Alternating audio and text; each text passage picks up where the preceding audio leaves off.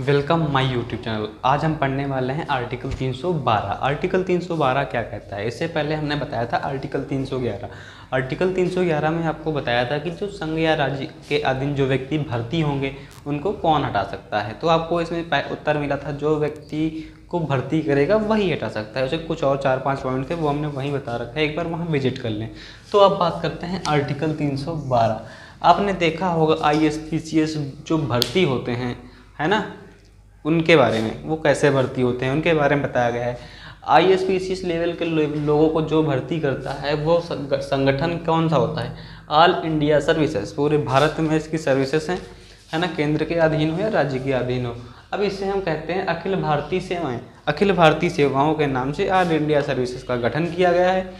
तो इसमें क्या क्या चीज़ें हैं अब बात करते हैं। पार्ट 6 व पार्ट 2 को अलग रखते हुए, आपको जो हमने बताया था पार्ट 6 और पार्ट 2 में, उसको अलग रखते हुए राज्यसभा चाहे, कौन चाहे? राज्यसभा। राज्यसभा बताया था ना, राज्यसभा क्या होता है? राज्यसभा में 245 सदस्य होते हैं, ये आपको हमने राज्यसभा के चैप्टर में बताया था।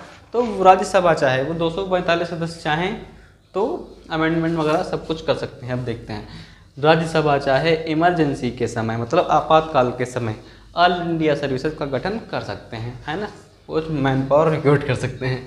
अब मान लिया 100 में से 67 सदस्य। अब क्या, ये एक राज्यसभा है, ये क्या है? राज्यसभा।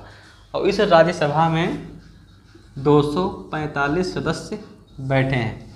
अब 245 बैठे हैं और मान लिया कि 245 उपस्थित नहीं हुए और आज उपस्थित हुए हैं 100। कब? टुडे में 100 लोग उपस्थित हैं। फिर क्या करेंगे? तो 100 में से जो तुम्हारा 1/3 है, कितना? 1/3 बराबर 75 वोट। अगर आपको 75 वोट मिले हैं तो ऑल इंडिया सर्विसेज का गठन आप जरूर कर सकते हैं, क्योंकि 100 में से 1/3 वोट चाहिए, है ना।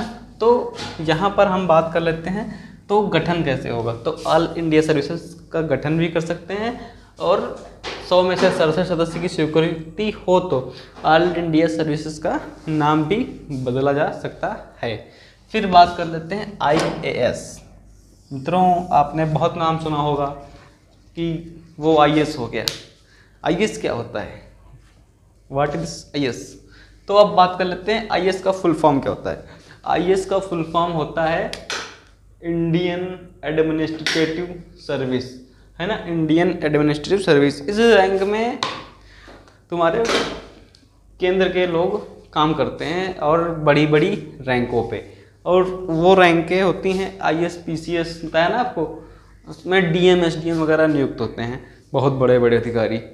और उसमें कैग को इंक्लूड नहीं करेंगे, कैग तो थोड़ा अलग है ना, कंट्रोलर एंड ऑडिटर जनरल, जिसके बारे में आपको बताया था आर्टिकल 148 से आर्टिकल 151 तक, वो छोड़ देते थे। तो IAS का फुल फॉर्म हो गया इंडियन एडमिनिस्ट्रेटिव सर्विस। फिर IPS, इंडियन पुलिस सर्विसेज। तो इन्हीं लोगों की भर्ती कौन करता है? आर्टिकल 312 के अंतर्गत ऑल इंडिया सर्विसेज। और ऑल इंडिया सर्विसेज को नियुक्त कौन करता है? राज्यसभा, 1/3 वोट पाने के बाद।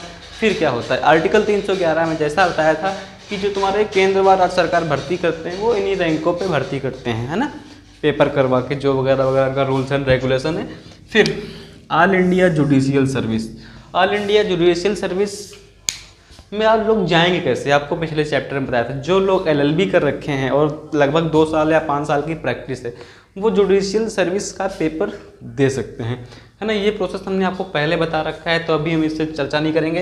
तो ऑल इंडिया जुडिशियल सर्विस में जो भर्ती होगी, या तो वह व्यक्ति जिला जज हो या उससे ऊपर का बनेगा, है ना, तभी ऑल इंडिया सर्विस के अंतर्गत भर्ती होगी जुडिशियल सर्विस में।